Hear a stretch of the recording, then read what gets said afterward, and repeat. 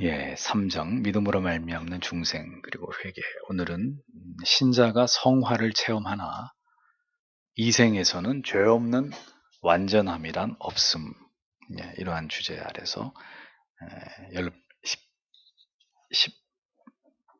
10에서 15항까지를 해설하도록 하겠습니다.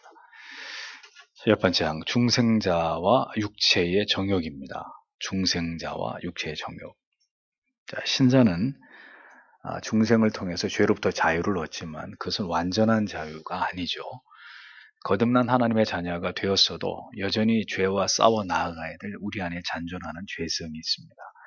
그것 때문에 우리가 연약한 존재라는 걸 알게 되고 계속해서 죄를 죽이는 훈련을 받게 되는 거죠. 그게 뭐라고요?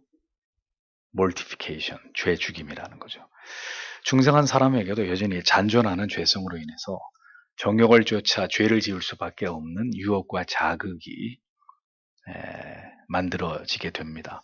성도에게도 여전히 정욕이 존재하기 때문에 충동과 자극을 우리가 받아서 유욕이나 탐심이나 야망의 지배를 받으면서 죄를 범하는 일들이 일어날 수밖에 없다고 칼빈이 이야기를 합니다. 그래서 이 부분에 있어서 칼빈은 아우구스티누스와의 차이점에 대해서 이야기를 하죠. 신자들이 육체 가운데 거하는 동안에 무질서와 정욕에 매여 있을 수밖에 없다는 것을 아우구스티누스도 인정을 하지만 아우구스티누스와 칼빈의 차이는 그는 이 무질서와 정욕 이 정욕이라고 하는 자체를 죄라고 하지는 않는다는 거죠. 그냥 인간의 연약이다. 이렇게 칭할 뿐이라는 겁니다. 그러니까 정욕에 대해서 우리의 육체에서 일어나는 정욕에 대해서 우리가 동의하고 굴복해서 그게 행동으로 나타나야 죄다. 아우구스티누스는 이렇게 주장한다는 겁니다. 칼빈은 아니다. 우리가 하나님의 율법에 반한 어떤 정욕의 충동을 받은 것만으로도 죄라고 간주하는 게 옳다. 여기서 이제 아우구스티누스와 칼빈의 약간의 미세한 차이가 있는 겁니다. 그러니까 우리 안에서 만들어지는 정욕 자체도 이미 죄라고 칭하는 게 옳다라는 입장을 칼빈은 견지를 하는 겁니다. 근데 당연히 칼빈의 주장이 더 일리가 있어 보이는 것은 여러분 보십시오. 성경에서도 간음을 저질러야 간음을 한 게 아니라 이미 여인을 보고 음욕을 품은 것만으로도 간음이라고 말씀했잖아요. 사람을 잔인하게 죽이는 것만 살인이 아니라 사람에 대해서 미워하는 마음을 갖는 것만으로도 이미 살인하는 것이라고 주님께서 가르치셨기 때문에 우리는 칼빈의 주장에 우리의 손을 들어줄 수밖에 없는 것입니다. 그러니까 칼빈이 말하고자 하는 바는 성도는 죽어서 육체를 벗어나기 전까지 죄로부터 절대로 자유할 수 없고 그 이유는 육체 속에 의를 거슬러 싸우는 부패한 정욕이 자리 잡고 있기 때문이다 라는 겁니다. 다만 아우구스티누스도 죄를 부정하는 게 아니라 신자들이 육체의 무질서한 정욕에 얽매여 있는 한 그들에게 죄의 책임이 있다는 점에 대해서는 분명히 인정을 하고 있는 거죠.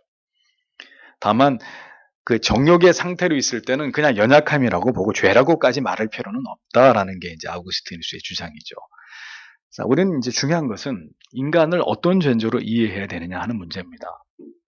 예수를 믿음으로 우리는 분명히 부단히 우리 자신을 죽이면서 성화의 삶을 살아가야 되는 존재가 틀림없습니다.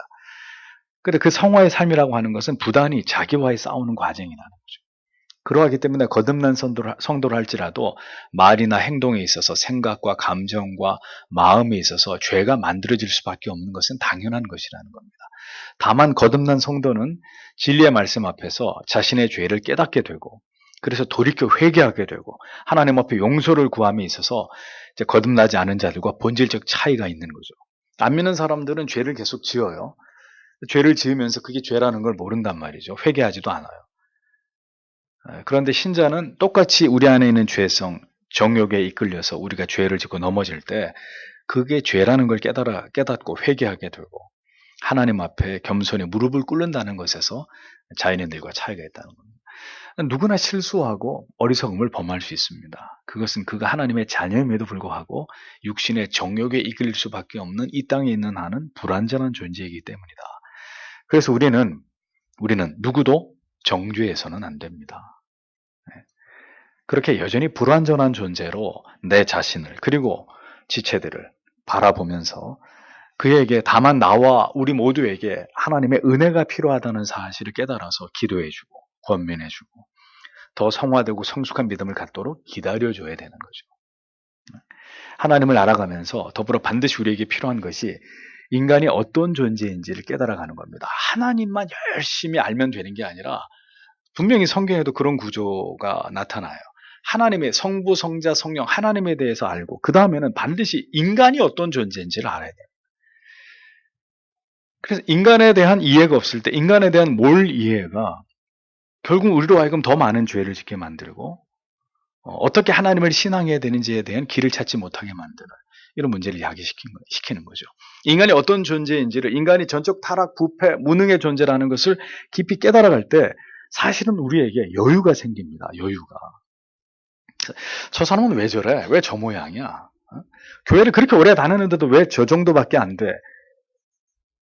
그게 아니라 인간에 대한 이해가 깊어지면 깊어질수록 저럴 수 있다. 그도, 나도, 누구도 여전히 우리가 육체 안에 있는 동안에는 정욕의 지배를 받으면서 죄의 충동과 유혹을 받고 넘어지는 존재이기 때문에 그럴 수 있다.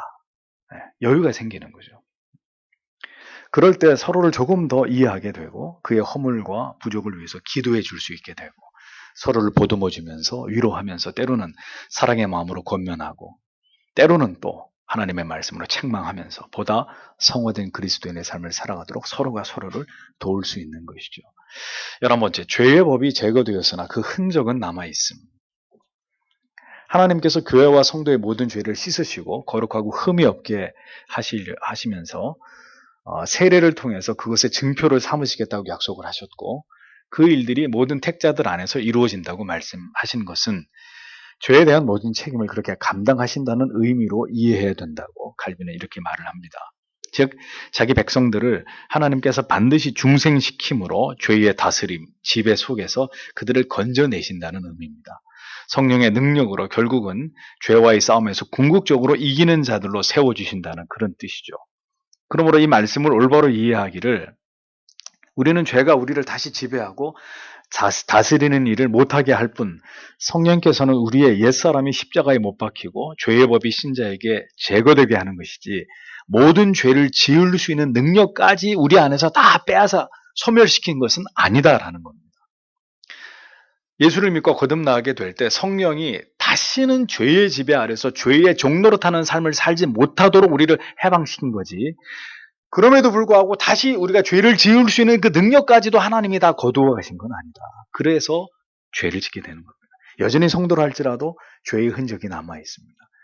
그래서 죄가 우리를 지배하지는 못하지만 죄에 거듭 넘어지고 때로는 패배하고 때로는 죄 아래서 죄의 영향을 받아서 지극히 이기적이고 인간적인 생각을 하게 되는 것이고 이런 일들이 일어나죠.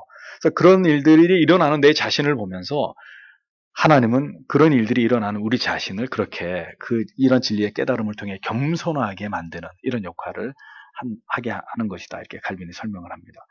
오직 하나님의 긍휼하심 때문에 성도는 죄를 범하게 되더라도 죄책감에 시달리지 않을 뿐이라는 거죠. 죄인들이고 마땅히 죄에 대해서 책임을 져야 하는 존재들이지만 우리는 우리 죄에 대해서 어떤 경우에도 책임을 질 능력이 없단 말이에요. 책임을 지고 안 지고가 중요한 게 아니라 책임을 질 수 있는 능력이 없는데 어떻게 책임을 져요? 그래서 말씀드린 왜 죄책감에 시달리느냐? 죄를 짓고 왜 죄책감에 시달립니까? 그러면 죄책감에 시달리지 않으면 어떻게 됩니까? 하나님 앞에 진실된 회개를 해야 되는 거죠. 그래서 죄책감에 시달리면서 계속 자기를 정죄하고 있는 것은 복음을 모르는 사람이에요. 우리는 죄책감, 죄에 대한 책임을 질 수 있는 능력이 없어요, 우리에게. 아무리 머리를 싸매고 내가 왜 그랬을까 하고 일주일, 한 달을 고민해봐야 답이 나오지 않아요. 우린 또 그럴 수밖에 없는 존재니까. 아들의 대속하심으로 그 모든 죄책에서 내가 벗어났다는 걸 인정하고 믿고 신뢰하면서 죄에 대해서는 즉시 하나님 앞에 회개하는 것으로 그 죄의 문제를 하나님 앞에서 해결해야 되는 것입니다. 로마서 7장 6절에서 이제는 우리가 얽매였던 것에 대하여 죽었으므로 율법에서 벗어났으니 이러므로 우리가 영의 새로운 것으로 섬길 것이요 의문의 묵은 것으로 아니할지니라고 분명히 말씀하고 있잖아요. 그러니까 우리는 분명히 악하고 불의한 존재이지만 그리스도의 대속의 은혜로 말미암아서 모든 율법의 정죄로부터 벗어난 자들이다. 그럼에도 불구하고 성경은 마음을 다하고 힘을 다하고 뜻을 다해서 내 하나님 여호와를 사랑하라 이렇게 말씀하고 있습니다. 이것은 우리의 힘으로 순종할 수 없고 진실로 우리의 영혼이 하나님을 향한 사랑으로 충만할 때 지킬 수 있는 말씀이죠.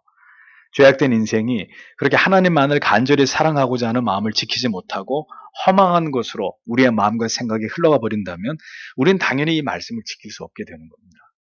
그러니까 하나님을 향한 사랑의 결핍에서 결국은 우리의 마음이 허망한 것을 쫓게 되어 있는 것이고, 그래서 우리가 기억해야 될 것은 언제나 우리 안에는 육체의 정욕이 존재한다는 것을 알고, 우리가 마땅히 지켜 행해야 될 율법을 지키지 못하도록 무질서한 정욕이 죄라는 것을 우리는 인정할 수밖에 없는 것이라는 겁니다. 그래서 하나님의 은혜가 없이 우리가 하나님의 계명을 지키고 하나님을 사랑하겠다? 불가능한 얘기라는 거예요.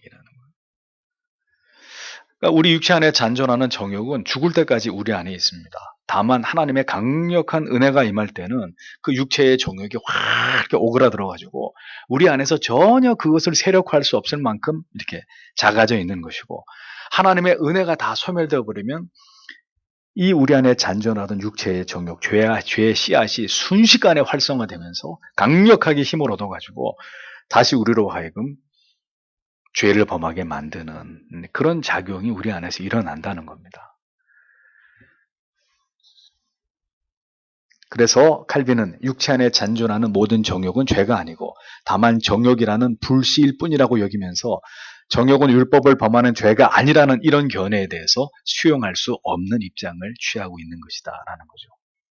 정욕이 밀려 들어오면 하나님을 온 마음을 다해서 사랑할 마음을 잃어버리게 되는 것이고, 하나님의 은혜가 온통 나를 지배함으로 하나님을 열렬히 사랑할 때는 결코 나를 사랑하고 나를 위하려는 정욕이 나를 지배할 수 없기 때문에 정욕 자체가 이미 죄일 수밖에 없고 하나님을 온전히 사랑하지 못하게 하는 죄악의 요소가 될 수밖에 없는 것이라는 겁니다. 그러므로 신자는 경건에 이르기를 진력해야 합니다. 밥은 굶더라도 영혼의 은혜가 공급되는 하나님의 말씀을 멀리하거나 말씀을 통해서 언제나 하나님 앞에서 하나님을 사랑하고 경외할 동기를 잃어버리고 살아가는 것은 영적인 자살행위나 마찬가지다 하는 것을 기억해야 되는 거죠. 이것을 지키지 않으므로 여전히 많은 그리스도인들이 날마다 패배하고 쓰러지고 그렇게 살아가는 것을 숙명으로 여기는 삶을 살아갈 수밖에 없는 것입니다. 은혜가 사라진 곳에 결국은 내 자신을 위한 정욕이 판을 치게 되는 것입니다. 그러면 마음과 뜻과 생명 다해서 하나님을 사랑해야 된다는 것은 지식적인 당위일 뿐이고 내 삶은 전혀 그것과 다른 이율배반적인 삶이 계속될 수밖에 없는 것이라는 거죠. 12번째, 인간의 본성적인 부패. 인간이 타락하기 이전의 본성은 여러분들이 잘 아시는 대로 하나님을 닮은 선하고 아름답고 온전한 것이었습니다. 그런데 타락한 이후에 인간의 본성은 철저하게 파괴돼 버렸죠. 하나님의 다스림에 반항하고 거부하고 무법한 충동이 일어나는 것이 되어버렸습니다. 본성이 부패하였기 때문에 인간은 종교적인 규율이나 신성한 의무가 자기의 자유를 억압한다고 여길 때 어떻게 합니까? 즉각 거기에 대해서 반발하고 반항하는 마음이 고개를 쳐들게 되는 거예요. 전적인 무능의 자신의 처지를 보는 게 아니라 그것을 규제하고 통제하려는 법에 대해서 반기를 드는 것으로 자기를 방어하려고 한단 말이에요. 그것이 바로 부패한 인간의 본성이라는 거죠. 어떤 틀 안에 들어가는 것을 거부하려는 마음입니다. 인간이 전적으로 부패한 존재이기 때문에 율법을 통해서 하나님이 하나님을 어떻게 경외해야 되는지에 대한 가이드라인을 주셨단 말이죠. 어떻게 하나님을 경외할 것인지를 하나님의 율법을 통해서 그 틀을 통해서 그것을 안내받으려고 하는 마음보다는 율법의 잣대로 나를 억압하려고 한다는 반발감이 언제나 우리 안에 더 클 수밖에 없는 것은 우리의 본성, 타락한 본성 자체가 이미 하나님의 뜻에 순응하려고 하기보다는 내 마음대로 하고 싶은, 내가 하고 싶은 걸 하려고 하는 욕망이 언제나 우리 안에서 더 크게 작용하기 때문이라는 거예요. 언제나 그 죄라고 하는 게 뭐냐? 반발하는 거예요. 하나님과 반대 방향으로 가려고 하는 거예요. 이렇게 하십시오. 성경을 읽으십시오. 기도해야 됩니다. 하나님 앞에 은혜를 사모하십시오. 왜? 왜 그래야 되는데? 먹고 살기 힘든데, 피곤해 죽겠는데. 딱 우리 안에서 나오는 반응은 그거예요. 불편한 사람을 끌어안고 사랑해야 됩니다. 왜, 내가 뭐가 아쉬운데? 내가 왜 그래야 되는데? 아주 정확하게 우리의 마음에서 예, 그렇게 하겠습니다가 아니라 왜? 내가 왜? 그게 인간이라는 거예요. 어떤 틀 안에 들어가는 걸 거부하려고 하는 마음. 본성이 부패해버렸기 때문에 우리의 내면의 모든 정신적인, 정서적인, 감정적인 기능들이 손상되고 부패하게 되고 무질서와 부절제, 우리의 어리석은 고집들이 끊임없이 우리 속에서, 우리의 행위 속에서 그렇게 드러나게 되는 거예요. 그게 뭐예요? 그게 죄란 말이에요. 죄. 우리의 모든 욕망은 철저하게, 여러분 뭐 한도 끝도 없이 말씀드리지만 우리의 모든 욕망은 철저하게 자기 사랑을 향하고 있다. 나를 지키고 방어하려는 쪽으로 발달되어 있다. 그렇게 하나님의 질서에 반한 무질서, 부패, 오염된 본성 속에서 순결하고 순전한 것이 나오기가 어려울 수밖에 없는 것입니다. 그래서 오늘도 우리는 이러한 성향들이 나타나는 나에 대해서 부인해야 되는 거예요. 하나님, 이것을 깨트려 주십시오. 내 마음대로, 내 정욕대로 하나님의 의지와 뜻에 반해서 그것을 향하려고 하는 이 생각, 이 어리석은 생각, 어리석은 판단, 고집, 이 이기적인 감정을 하나님 성령께서 거세시켜 주시고 주님처럼 순종하고 주님처럼 복종하고 주님처럼 온유하게 하나님의 의를 따라갈 수 있는 마음을 달라고 기도해야 되는 거죠. 11번째, 성도들의 죄악성에 대한 아우구스티누스의 논증. 칼빈은 이 부분에서 아우구스티누스의 글을 여러 개를 인용을 합니다. 다 여기서 말씀드릴 수는 없고 책을 보면 아실 거고, 아우구스티누스의 사상이 잘 드러나는 율리아누스에 대한 반박, 논박 2권에서 이렇게 말했습니다. 아우구스티누스가 이 죄의 법은 영적 중생으로 말미암아 용서함 받은 것이나 그럼에도 불구하고 여전히 죽을 육체 속에 그대로 남아있다. 신자는 중생을 받게 하는 성례 속에서 죄에 대한 책임이 이미 제거되었기 때문에 분명히 용서를 받은 것이지만 그것이 신자들이 대적하여 싸우는 욕망들을 부추기기 때문에 여전히 그 죄는 그대로 신자 안에 남아있는 것이다. 또 그러므로 죄의 법은 저 위대한 사도 자신의 지체 속에도 그대로 있었는데 그것은 세례로 말미암아 용서함 받았으나 그렇다고 해서 사라지는 것이 아니다. 라는 이 중요한 신자 안에 있는 죄의 속성, 타락한 본성에 대한 통찰을 아우구스티누스가 보여주고 있었다는 겁니다. 또 같은 책 5권에서 율리아누스에 대한 반박 5권에서 인용하기를 마음의 눈이 어둡다는 사실은 그 자체가 죄요, 동시에 죄의 형벌이요, 또한 죄의 원인이다. 그로 말미암아 사람이 하나님을 믿지 않기 때문에 죄요, 그로 말미암아 교만한 마음이 그에 합당한 형벌을 받기 때문에 죄의 형벌이요, 눈먼 마음의 오류 때문에 무언가 잘못을 범하게 되면 바로 죄의 원인이 되는 것이다. 이와 마찬가지로 선한 영이 열망하는 것을 대적하기를 바라고 사모하는 육체의 무질서한 정욕도 죄요, 동시에 죄의 형벌이고 또한 죄의 원인이다. 영혼이 다스림을 거스르는 불순종이 그 속에 있기 때문에 죄요, 불순종에 대한 값을 치르기 때문에 죄의 형벌이요, 또한 반역함으로 그것을 따르는 자나 오염되어 거기에 휩싸이는 자에게 그것이 죄의 원인이 되는 것이다. 죄성이 있다는 거예요. 그 죄성이 하나님의 은혜의 통제를 벗어나면 계속해서 우리로 하여금 죄를 짓게 만드는 원인이 되고 실제적으로 그게 죄가 되고 그게 죄에 대한 하나님의 진노를 불러오고 죄의 형벌에 대한 원인을 제공하게 만드는 원흉이 된다. 아우구스티누스는 이렇게 죄성이 인간 안에 잔존하면서 인간을 죄악으로 끌어들이는 구조를 설명하는 것입니다. 또 아우구스티누스는 요한복음을 설명하면서도 분명하게 우리가 살아있는 한 언제나 죄가 우리를 지배할 수밖에 없다는 것을 알아야 되고 그럼에도 불구하고 신자는 죄의 다스림과 지배에서부터 반드시 벗어나서 죄가 명령하는 바를 절대로 행하지 말아야 한다. 이것을 위해서 진력해야 한다는 점을 강조하고 있다는 것을 여기서 인용을 합니다. 그러니까 죄가 정욕을 통해서 결국은 우리를 넘어지게 하고 범죄하게 하는 것이기 때문에 정욕 자체를 정죄하는 것은 너무나 당연하다.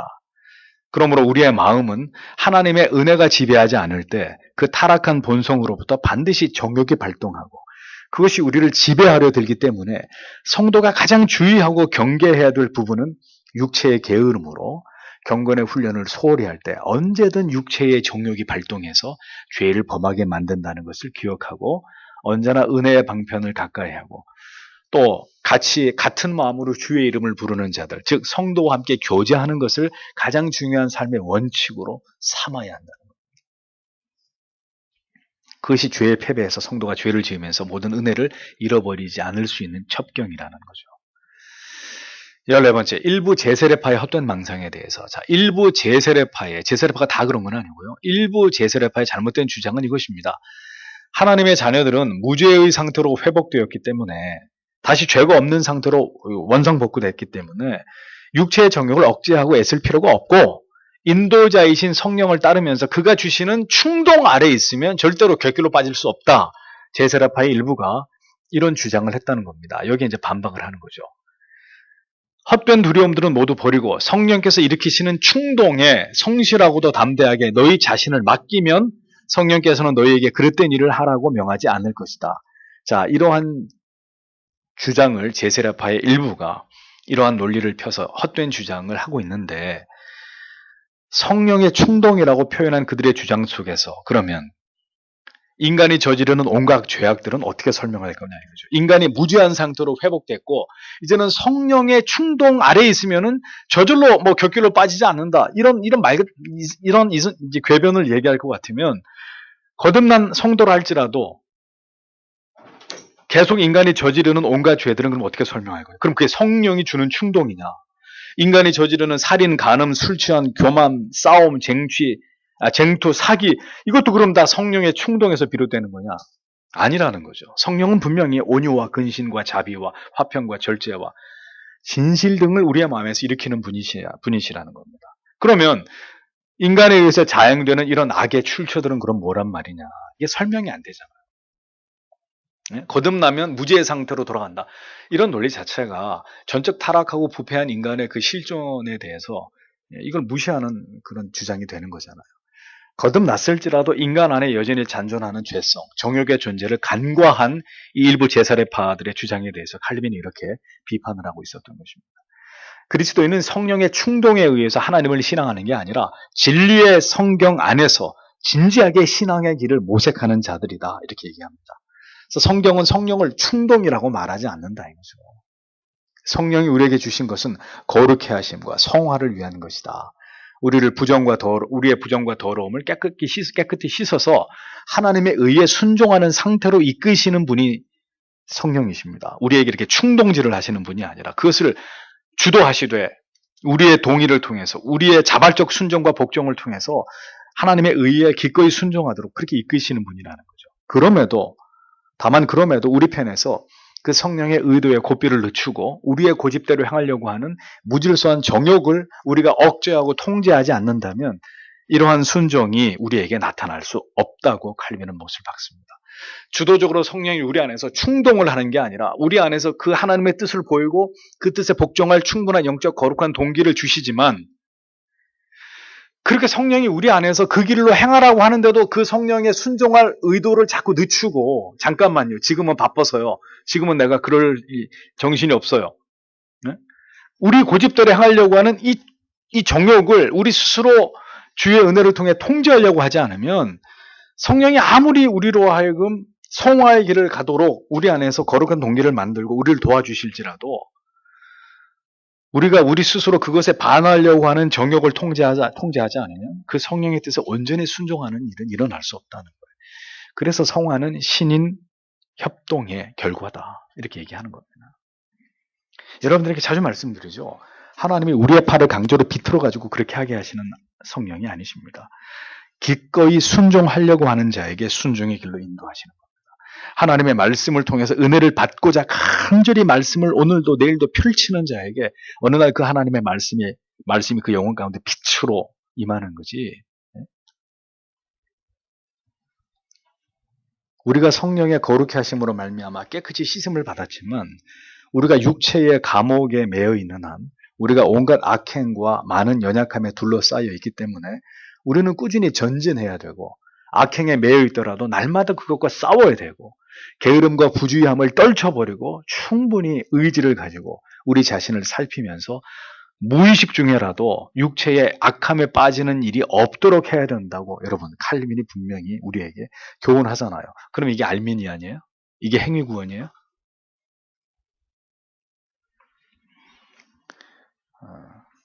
그래서 여러분, 그것을 가능하게 하는 게 뭐냐? 그렇게 은혜의 결을 따라서 성령이 이끄시는 대로 순복하면서 나아가게 하는 그 방편이 무엇이냐?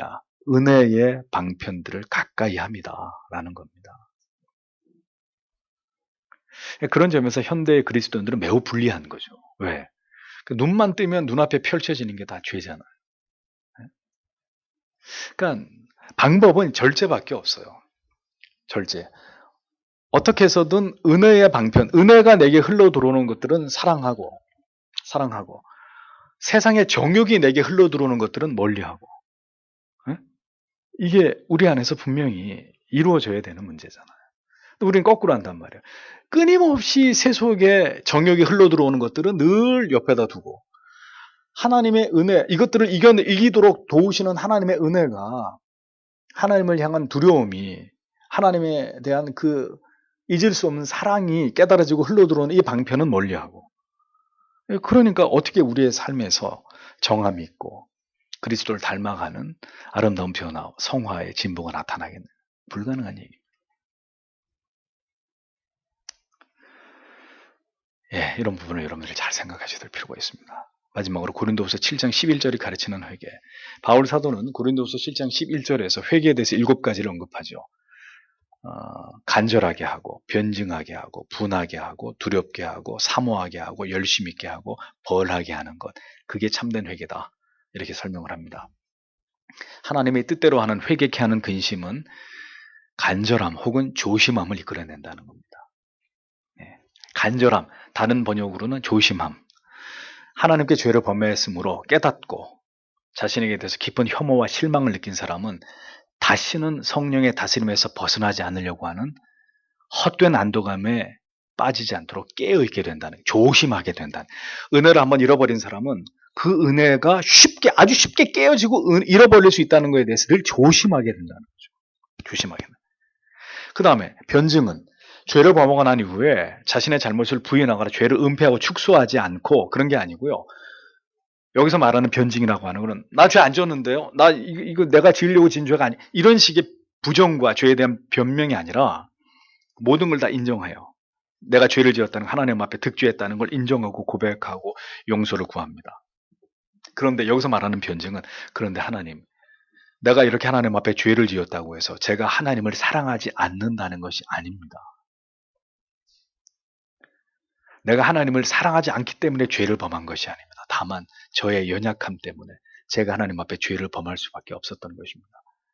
이런 차원의 변명이에요. 이런 차원의 변증이에요. 다윗이 주의 앞에서 간음을 저지르고 난 다음에 다윗이 뭐라고 합니까? 하나님 앞에서 나를 쫓아내지 마시고 주의 성신이 내게서 떠나지 않기를 구한 것처럼 그런 맥락입니다. 그러니까 죄를 안 지었다고 거짓말 변명하는 게 아니라, 그러나 나는 그럴지라도 주님을 사랑합니다. 이렇게 내 자신을 변명하게 된다는 거예요. 회개, 참된 회개는. 다음은 분노입니다. 뭐에 대한 분노겠어요? 자기 자신에 대한 분노. 자기의 죄와 허물과 전적 무능에 대한 분노, 자신의 패역함과 하나님을 향한 배은 망덕에 대해서 그것을 스스로 깨닫게 되는 것을 의미합니다. 그래서 분노하는 거예요. 다른 사람에 대해서 분노하는 게 아니에요. 나에 대해서 분노하는 거예요. 나에 대해서. 그 다음은 회개는 두려움을 낳습니다. 죄를 향한 하나님의 진노가 얼마나 무서운 것인지를 생각하고 그 진노를 받아 마땅한 존재로 자기를 인식하면서 그 하나님 앞에 두려움과 떨림을 갖는 거죠. 그것이 우리로 하여금 죄에 대한 경각심을 갖게 하는 이유가 되는 것입니다. 사모함은 순종하고자 하는 지극한 마음과 자세입니다. 그러니까 우리가 진정으로 하나님 앞에 회개를 하게 됐을 때는 우리가 더 열렬히 하나님의 법을 사모하는 마음을 갖게 돼요. 오직 참된 회개만이 하나님의 법을 더 지키고 싶은 마음을 갖게 하는 거예요. 따라서 참된 회개가 일어나지 않을 때 하나님의 법은 사모할 대상이 아니라 어떻게 해서든 도망치거나 혹은 나를 얽어매는, 나를 너무 힘들게 하는 구속이라고 여기게 되는 거예요. 정말 참된 회개를 한 사람만이 또다시 하나님이 나에게 기회를 주셨기 때문에 이제는 더 열렬히 뜨겁게 하나님이 기뻐하는 모든 것을 내가 행하리라. 시편 119편에 계속 그렇게 나타나고 있는 그 시편 기자의 정서가 그런 것들이잖아요. 그렇게 사모함이 일어날 때 우리는 열심히 주를 섬기게 되는 것입니다. 그러니까 모든 일을 율법에 의해서가 아니라 사모하는 마음으로, 뜨겁게 사랑하는 마음으로, 성경을 읽으라고 하면 여러분들이 성경을 읽으시는데 읽으라고 하니까 읽는 거예요. 안 읽는 것보다 나아요. 그러나 읽으라고 했기 때문에 읽어서는 절대로 그 말씀을 통해서 여러분들의 영혼이 은혜를 맛볼 수 없습니다. 그래서 지금은 읽으라고 하니까 읽지만 결국은 그것이 어디까지 가야 되느냐? 열렬히 뜨겁게 사모함으로 율법에 의해서가 하라고 하는 율법에 의해서가 아니라 사모하는 마음으로 뜨겁게 사랑하는 마음으로 성경을 읽고 기도할 때 하나님의 강렬한 은혜를 여러분들이 경험하게 되는 거죠. 그 하나님 앞에 붙잡히는 은혜를 경험하게 되는 것입니다. 그 다음에 참된 회개는 벌함이 있습니다. 벌함.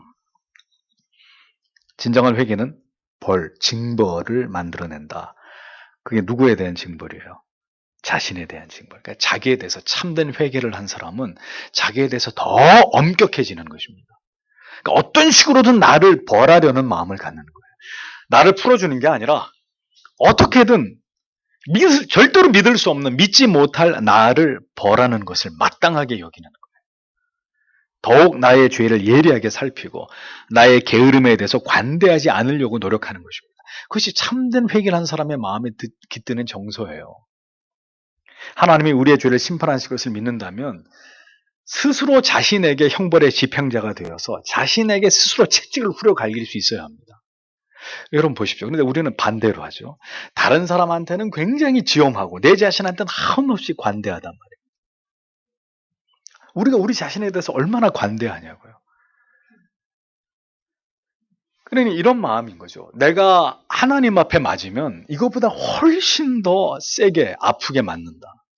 그러니 하나님이 나를 치시기 전에 내가 오늘도 하나님 앞에 저지른 이 작은 죄에 대해서 내가 내 스스로 이 형벌의 집행자가 돼서 내가 나를 스스로 채찍질하겠다는 이 자기 자신에 대한 어떤 그 지엄함, 내 자신의 죄를 이렇게 쉽게 간과하려고 하지 않는 이것이 어디에서 나오느냐? 참된 회개에서 나온다. 주를 사랑하는 자는 언제나 부끄러움과 혼란과 탄식, 자기에 대한 거룩한 불만, 죄를 생생하게 인식함으로 그로 인한 두려움 속에서 언제나 하나님의 형벌을 의식하게 됩니다. 여러분, 하나님을 정말 경외하고 사랑하는 사람이 하나님의 형벌을 더 뚜렷하게 의식할까요? 그렇지 않은 사람이 하나님의 형벌을 더 뚜렷하게 의식할까요?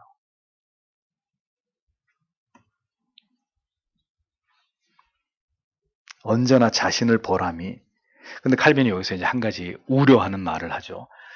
그렇게 언제나 자기 자신에 대해서 철저하게 채찍질하는 게 중요하긴 한데 문제는 그렇게 자기를 자꾸 엄벌하다 보면 어디로 내려가요? 절망으로 내려간다는 거예요. 절망으로. 사탄은 우리의 거룩한 두려움이 너무 과할 때 다음 단계에서 우리를 절망으로 밀어 넣어버린다는 거죠. 뭐예요? 큰 근심과 슬픔과 자포자기에 빠지게 해서 거기서 헤어나오지 못하게 한다는 거죠. 그러니까 자기 자신한테 엄한 건 좋은데 계속 자기의 죄를 엄하게 다스리다 보니까 나중엔 어떤 상황이 벌어지느냐? 아, 나는 안 되는구나. 나는 이게 대책이 나는 구제불능이구나. 나는 여기서 도저히 벗어나올 수 없는 존재. 하나님이 사랑하지 않는 난 저주받은 이 백성이구나. 여기까지 이제 마귀가 우리를 걸어서 미끄러지게 만든다는 거죠. 그래, 자신을 겸비케 하고 하나님의 용서에 대한 간절함을 갖기까지의 필요한 두려움이어야 된다. 그 두려움이 넘어서 버리면 사탄에 의해서 자기를 정죄하고 자기에 대해서 절망하게 만들어버리는, 그래서 믿음의 자리를 포기하게 만드는, 여기까지 이제 내려가 버린다는 거죠. 회개를 통해서 우리를 하나님께로 더 가까이, 회개를 통해서 우리가 하나님께로 더 가까이 나아가는 게 회개의 필요성과 당위지, 지나친 두려움, 죄에 대한 두려움이나 내 자신에 대한 절망 때문에 오히려 하나님과 멀어지는 것은 어리석은 것이다. 그것은 하나님이 우리에게 바라시는 바가 아니라는 겁니다. 자, 칼빈이 인용한 베르나르의 글을 보십시오. 끊임없이 지속되지 않는다면 죄에 대한 근심은 매우 필요한 것입니다. 그러니까 죄에 대한 근심이 아침, 점심, 저녁 하루 종일 죄에 대한 근심을 갖는 게 아니라면 그 근심은 필요한 거다. 그런 말이에요. 여러분, 여러분의 행위를 기억하며 근심과 불안의 상태 속에 있는 데서 이따금씩 걸음을 뒤로 빼어서 하나님의 은혜를 기억하는 그 높고 청명한 대지로 나아가기를 바랍니다. 지금 베르나라의 글을 읽어드리는 거예요. 쓰디쓴 쑥에 달콤한 꿀을 뒤섞어서 그 꿀에 달콤한 향을 곁들여서 그 쑥을 마셔서 건강을 유지하도록 하십시오. 여러분 자신을 겸손하게 바라보고 생각하는 동시에 주님의 선하심도 함께 생각하도록 해야 합니다. 기가 막힌 말이에요. 이게 무슨 얘기냐? 그래서 여러분들이 두 가지의 설교를 항상 들어야 돼요. 균형 있게. 그러니까 목사는 때로 의도적으로 굉장히 율법적인 설교를 할 때가 있습니다. 그리고 또 그런 설교를 접고 은혜에 대한 풍성한 설교를 병행할 때가 있어요. 또 한 설교 안에 이 두 가지를 다 다루기도 해요. 그건 왜 그러느냐? 어떤 성도에게는 지금 율법적인 교훈을, 강력한 교훈을 통해서 두려움을 그 마음속에 급격히 증가시켜야 되기 때문에, 또 어떤 성도에게는 한량없는 하나님의 은혜를 부어서 그가 하나님의 뜻을 따르는 가운데서 느끼는 좌절과 절망과 아픔을 치료하면서 그를 이렇게 세워야 되기 때문에, 그래서 율법도 설교하고 은혜도 설교해야 되는 거예요. 그러니까 이게 다 필요하다는 거예요. 끊임없이 지속되는 게 아니라면 그리스도인에게 때때로 죄에 대한 근심, 경각심, 내가 전적 타락하고 부패한 존재라는 것에 대한 자기인식 필요하다는 겁니다. 경건을 위해서. 오히려 그런 생각이 전혀 없고 나는 이제 교회 다니고 예수 믿었으니까 나는 이제 구원받는 거야 하고 방종을 저지르면서 세상에서 지 멋대로 사는, 오히려 그러한 삶이 잘못된 삶이고, 적당한 긴장 속에서 하나님에 대한 두려움을 가지고 자기를 돌아보면서 자기의 전적 부패를 보면서 하나님의 은혜를 구하면서 이렇게 긴장 속에서, 그러나 하나님의 은혜 안에 안정감을 가지고 이렇게 자기의 신앙을 이끌어가는 게 가장 합당하다는 겁니다. 전혀 죄에 대한 두려움도 자신에 대한 혐오도 없이 마음껏 세상과 짝하면서 자기 영혼을 염려하지 않고 살아가는 사람한테는 율법의 채찍을 가지고 후려쳐야 되는 거죠. 정신 차리라고. 당신의 영혼에 대해서 근심하라고. 당신이 그렇게 살다가 하나님의 어떤 징계를 받을 수 있는지에 대해서 강력한 채찍으로 후려치는 거예요. 너무 경건에 진력하고 너무 자기의 죄에 너무 예민해져가지고 너무 자기의 전적 타락 부패에 집중한 나머지 영적 자존감이 완전히 무너져가지고 자기의 구원까지 흔들리고 의심하는 사람한테는 뭐가 필요해? 풍성한 이신칭의 은혜의 복음이 막 흘러 들어가야 되는 거죠. 그래서 그를 거기서 건져내야 되는 거예요. 그래서 이 두 가지가 다 필요하다는 거예요. 회개는 하나님께로 더 가까이 나아가기에 반드시 필요하고, 중요한 건 여기서 성경적 회개를 해야 된다. 회개하지 않는 자에게는 강력한 경고로 속히 회개하고 돌이킬 것을 말해야 돼요. 회개하고 죄 사함을 받았어도 연약한 마음에 자꾸 자기 용서가 의심이 돼가지고 십자가의 사랑을, 그 찬란한 빛을 그 마음에 쏟아져 들어오게 함으로 하나님 앞으로 나아가는 것을 꺼리는 사람한테는 더 복음이 가지고 있는 위대한 사랑을, 그 강력한 어떤 은혜의 빛을 그 사람에게 비추어서 하나님 앞으로 담대하게 나오게 만드는, 이런 것이 다 필요하다는, 회개 안에, 회개가 우리에게 갖는 어떤 목적이라는 겁니다. 자, 그래서 여러분들에게 마지막으로 말씀드리는 겁니다. 여러분들의 귀에 어느 쪽의 메시지가 더 선명하게 들리냐는 거예요. 그러니까 나는 설교를 들으면 율법적인 부분이 강하게 들린다라는 건 뭘 뜻하는 거예요? 여러분들이 아직도 여러분 안에 육체의 정욕을 따라 하나님의 뜻을 거스리면서 살고 있는 부분의 비중이 더 크다는 걸 얘기하는 거예요. 근데 여러분들 귀에 하나님의 은혜가 한없이 우리를 향하신 그 하나님의 은혜, 그 속죄함으로 말미암아 우리에게 주신 해방감, 자유, 이것이 더 크게 때로 내게 들린다는 것은 나의 영적 자존감이 너무 낮아져가지고 내가 자꾸 내 구원을 의심하고 있기 때문이라는 거죠. 그러니까 어느 쪽의 메시지가 더 크게 들리냐에 따라서 내 영혼의 상태를 가늠할 수가 있는 거죠. 회개를 통해서 우리는 이러한 유익을 얻는 것입니다. 다음 주에 계속해서 이 성경적인 회개에 대해서 깊이 생각해 보도록 하겠습니다. 기도하겠습니다.